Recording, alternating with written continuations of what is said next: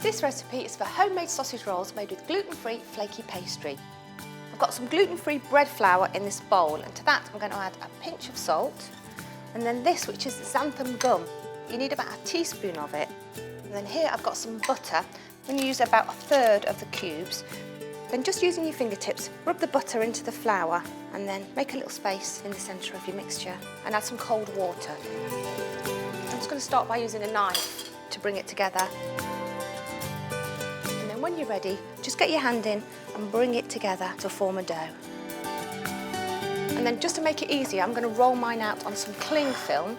So just move that across, get yourself a nice large sheet and then pop the dough on. And then we're looking for a shape roughly the same size as a piece of A4 paper. And then just spin it round. It's always easier if you just roll vertically away from yourself, so the cling film helps with that too. Now, if your edges are looking a bit raggedy, as they most likely will, just use the cling film to help you. Just fold it over a little bit and then roll with the cling film in place, and that'll help you get a bit of a straighter edge. Now we've got a fairly neat rectangle there, so I'm going to start dotting the butter over the surface. Now this is the rest of the butter there. Again, it's in really small cubes. We're going to pop those on the bottom 2/3 of the pastry. So top half comes over, so just fold it to enclose that butter, and then using the cling film to help you, just lift the bottom over the top and pat it down. And then just seal the edges, pressing down firmly with your hand just to try and stop the butter from escaping when we do the next roll. And then lift up the pastry and reposition it on your cling film, and we're going to roll it out again now. Now again, we're going to fold into the envelope shape, so I'm going to fold downwards first. There we go. Now this pastry needs to go into the fridge for about 20 minutes just to firm it up, and then take it out, roll it and fold it 2 more times just to really build up those layers, and then pop it back into the fridge for about another half an hour, again just to firm it up, and then you'll be ready to prepare your sausage rolls. So my pastry is nice and firm. I've re-rolled it so it should have lots of layers in there.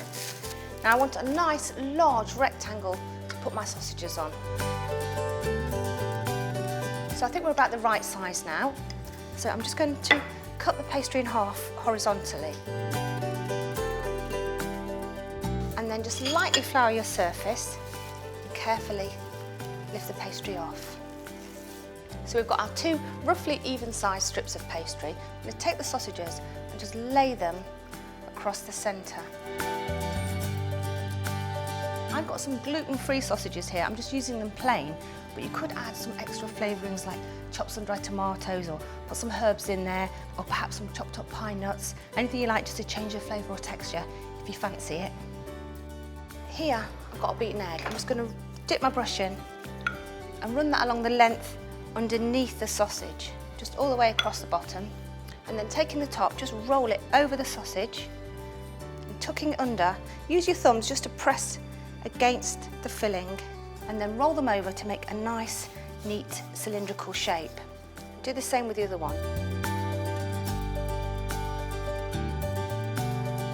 I'm going to take off the end, same with the other side. I always think it's easier to cut down the middle first and then work your way outwards. And here I've got a baking tray that I've lined with parchment. I'm just going to pop them onto the top.